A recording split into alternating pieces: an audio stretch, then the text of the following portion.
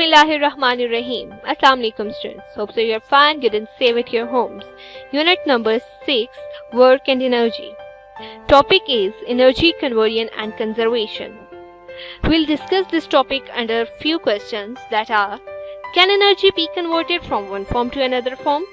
क्या हमारे पास एनर्जी एक फॉर्म से दूसरी फॉर्म में चेंज हो सकती है? What it means कि अगर हमारे पास एनर्जी है तो there are different forms of energy. For example, heat energy, thermal energy. Heat energy को thermal energy भी कहते हैं. Like light energy and a lot more. What is the law of conservation of energy? हमारे पास conservation of energy के लिए कौन से laws हैं? What energy conservation take place as an object falls towards earth? कि ऊंची जगह से जब कोई चीज जमीन की तरफ गिरेगी तो वहां पे कौन सा लॉ एप्लीकेबल होगा? How are energy and mass relatable? कि एनर्जी और मास कैसे एक दूसरे से रिलेट करते हैं? So moving forward, first is energy conversion कि हम एनर्जी को कन्वर्ट कैसे कर रहे हैं. So, energy can be converted from one form to another form. We know that. हम ये स्टार्ट से जब हमने चैप्टर स्टार्ट किया तब से हम कह रहे हैं कि एनर्जी कन्वर्ट होती है एक फॉर्म से दूसरी फॉर्म में. अब कहता है energy conversion is a change from one energy to the another. कि हमारे पास एनर्जी कन्वर्जन क्या है कि एनर्जी का एक फॉर्म से दूसरी फॉर्म में कन्वर्ट होना. फॉर एग्जाम्पल देखिए बच्चों, यहाँ पे है light bulb electrical energy into the thermal energy and electromagnetic energy. कि जब हमारे पास एक बल्ब ऑन होता है तो क्या होती है? इलेक्ट्रिकल एनर्जी कन्वर्ट होती है लाइट एनर्जी में और थर्मल एनर्जी में. लाइट एनर्जी हमें लाइट मिल रही है और कभी आपने हाथ लगा के ऑब्जर्व किया हो कि जब आपके पास बल्ब ऑन होता है तो वो गर्म भी होता है, तो वहां पे आ गई जी thermal energy. In a second picture which I pasted, यहाँ पे है हीट कि हमारे पास हम गैस वगैरह जो होती है या फिर हम इलेक्ट्रिकल एनर्जी के भी हमारे पास हीटर्स वगैरह होते हैं तो उसमें क्या होता है कि इलेक्ट्रिकल एनर्जी कन्वर्ट होती है हीट एनर्जी में. अब हम आगे जाते हैं moving forward. Conservation of energy कि हमारे पास एनर्जी कंजर्व कैसे रहती है. हम बात कर रहे हैं कन्वर्जन एंड कंजर्वेशन बोथ पे. तो हमने स्टार्ट में कहा था कि हमारे पास energy can not be created not destroy. कि हमारे पास एनर्जी ना तो क्रिएट कर सकते हैं हम और ना ही डिस्ट्रॉय कर सकते हैं, but we can change it from one form to another form. जो सेकेंड वाला पार्ट है वो तो हमने लास्ट स्लाइड में डिस्कस कर लिया, how we can change it from one form to another form, but how it is conserved ये हमने चेक करना है. तो कहते हैं law of conservation of energy क्या कहता है? Energy can not be created not destroy. Energy is converted from one form to another form. The force of friction causes energy to be converted to the thermal energy.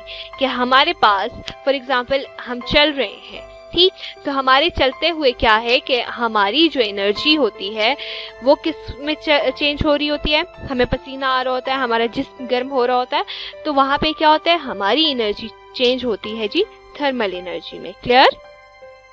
Now energy conversion. हमारे पास सबसे important और सबसे जो main energy conversion हम इस chapter में पढ़ेंगे that is conversion from potential energy to kinetic energy और kinetic energy into the potential energy. कि हमारे पास एनर्जी का कन्वर्ट होना काइनेटिक एनर्जी का पोटेंशियल एनर्जी में और पोटेंशियल एनर्जी का काइनेटिक एनर्जी में.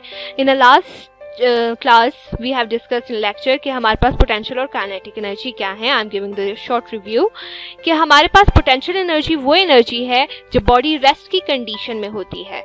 जब बॉडी रेस्ट की कंडीशन में होगी तो उसके पास जो एनर्जी है that is called the potential energy. और काइनेटिक एनर्जी क्या है? जब बॉडी मूव करेगी, जितना तेज वो मूव करेगी उतनी ज्यादा उसके पास पोटेंशियल काइनेटिक एनर्जी होगी. अब वो कहता है कि ग्रेविटेशनल एनर्जी का हमारे पास यहाँ पे क्या रोल है. Gravitational potential energy of an object is converted into kinetic energy of motion as it object false.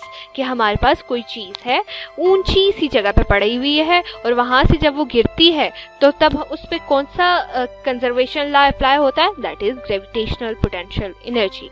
For example बच्चों, पानी है, पानी हमारे पास बहुत ऊपर आबशार है ना, पहले ऊपर है तो जब वो ऊपर होता है तो उसके पास कौन सी एनर्जी होती है? Potential energy. तो सडनली उसकी जो पोटेंशियल एनर्जी होती है वो काइनेटिक एनर्जी में कन्वर्ट होती है. वो ऐसे नीचे को हाइट से नीचे मूव करता है, ठीक. जब वो मूव करता है तो वो किस चीज की वजह से मूव कर रहा है? ग्रेविटेशनल पोटेंशियल एनर्जी की वजह से मूव कर रहा है. क्लियर? अब हमारे पास एग्जाम्पल क्या है इसकी, कि हमारे पास ग्रेविटेशनल पोटेंशियल एनर्जी की एग्जाम्पल में आप ये देख लें, काइनेटिक एनर्जी की एग्जाम्पल में काइनेटिक एनर्जी पोटेंशियल एनर्जी में कैसे कन्वर्ट होती है, कि जब हमारे पास एक डाइवर होते हैं, डाइवर जो स्विमिंग करते हैं, तो वो ऊंची सी जगह पे आया यहाँ पे और उसने जंप किया, तो पहले उसके पास कौन सी एनर्जी, पोटेंशियल एनर्जी थी। देन इट गोज डाउन, जैसे ही उसने मूव करना स्टार्ट किया तो उसके पास कौन सी एनर्जी आ गई, काइनेटिक एनर्जी। एनर्जी कन्वर्जन हमने सिंपल पेंडुलम स्टार्ट में पढ़ा था और वहाँ भी हमने एनर्जीज को डिस्कस किया था और हमने कहा था कि हमारे पास एनर्जी कंजर्व रहती है। अगर हमारे पास जितनी चेंज काइनेटिक एनर्जी हो रही होती है उतना गेन आता है पोटेंशियल एनर्जी में।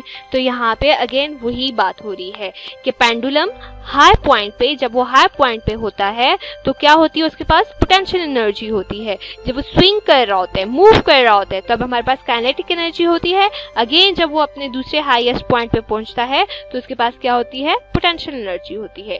पोल वॉल्ट, पोल वॉल्ट क्या है बच्चों, ये हमारे पास एक गेम है जो ओलंपिक्स में भी खेली जाती है। ये यूज होती है फॉर द लॉन्ग जंप्स। जब हमें लॉन्ग जंप लेना होता है तो दूर से बंदा भागता हुआ आता है, फिर जंप करता है और यह लंबा से एक डंडा सा लगा होता है, वो बेंड होता है, ऐसा होता है कि वो बेंड हो सके, उसको पकड़ के और खुद को बेंड करते हैं and they do a long jump. ठीक है, तो क्या कहता है कि रन करता है जब बंदा, तो उसके पास क्या है, काइनेटिक एनर्जी है। पोल बेंड हो रहा है तो वहां पे पोटेंशियल एनर्जी आ गई उसके पास। टॉप ऑफ अ बार, जब हमारे पास वो ऊंची जगह पे होता है तो हमारी ग्रेविटेशनल पोटेंशियल की अर्थ भी उसे खींच रही है and then fall downward, that is the kinetic energy. ठीक बच्चों, ना ब्रीफली डिस्कस करते हैं सिंपल पेंडुलम के पॉइंट को, क्योंकि ये हमारे पास बहुत इंपॉर्टेंट है। स्टार्ट में भी था, अब भी हम इसे डिस्कस कर रहे हैं। तो कहता है between two points B and D with the kinetic energy B and D, यहाँ पे काइनेटिक एनर्जी कहाँ है, total point A and E are the total potential energy. कहता है बी और डी पे क्या है, बॉडी मूव कर रही है।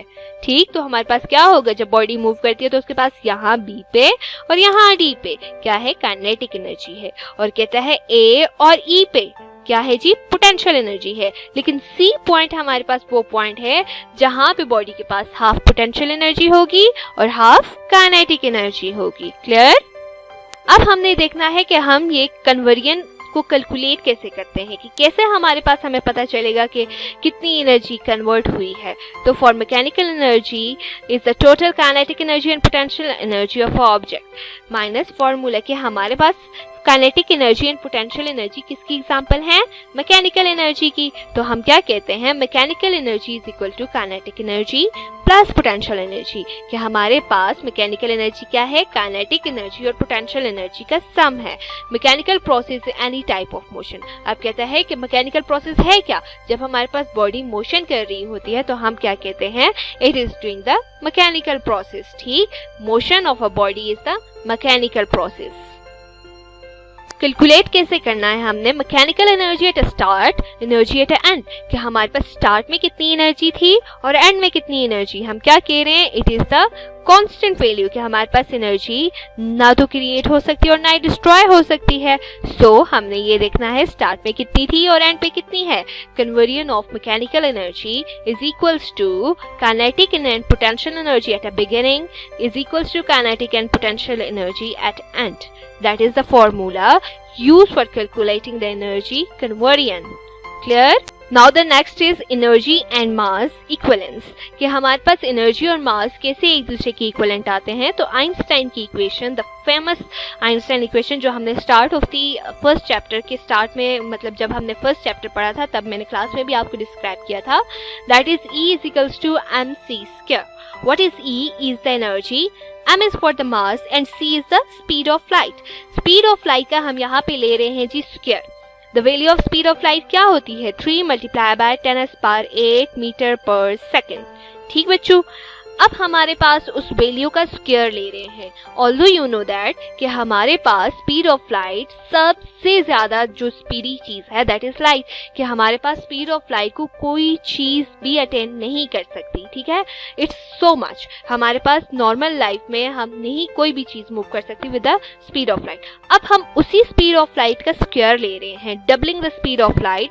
कहते हैं जब हम स्पीड ऑफ लाइट को डबल करेंगे तो तब हमारे पास एनर्जी मास में कन्वर्ट हो सकता है और मास एनर्जी में कन्वर्ट हो सकती है। ठीक, अब हमारे पास इसकी एग्जाम्पल क्या है, फिशन एंड फ्यूजन। ये आप क्लास 10th में इंशाल्लाह पढ़ेंगे। ये हमारे पास जैसे न्यूक्लियर फिशन होता है, मीन्स के ये बम धमाकों का जो फटना होता है ना, that is fission and fusion process. ठीक, तो ये हम आगे पढ़ेंगे। Here important for you is कि हमारे पास एनर्जी मास में कन्वर्टेबल है, मास एनर्जी में कन्वर्टेबल है जब हम क्या करते हैं, स्पीड ऑफ लाइट का स्क्वायर ले लेते हैं। Clear? Energy and mass are equivalent and can be converted into the each other, कि हमारे पास energy E can be converted to the m, mass when speed of light is double. Energy is released as a matter is destroyed and matter cannot be created from energy. कहता है वैसे हमारी life में क्या हो रहा है कि एनर्जी तो रिलीज हो जाती है जब मैटर डिस्ट्रॉय होता है। ठीक, जब मैटर डिस्ट्रॉय हो जाएगा तो एनर्जी रिलीज होती है। फॉर एग्जाम्पल, हम लकड़ियां जलाते हैं तो लकड़ियां हमारे पास मैटर हैं, तो जब वो जलती है तो हमारे पास हमें एनर्जी मिलती है। लेकिन हमारे पास वही जो हम एश आती है, हीट एनर्जी आती है और ये सब कुछ आता है, हम इसे रिकन्वर्टेबल नहीं कर सकते, इसे मैटर में कन्वर्ट नहीं कर सकते। लेकिन वो कहता है it is possible under certain circumstances. ठीक, वो मैंने आपको बताए भी थे, अभी फिर बता देती हूँ कि जब हम क्या करते हैं कि हम एश, हीट और वो सारी चीजें दोबारा से ले आते हैं, and speed of light which is quite impossible. एक आइडियल सिचुएशन हमें देनी पड़ती है, and ideal situation is that situation which can not B attend. So it's the end of today's lecture, and if you have any confusion, do ask. Allah Hafiz.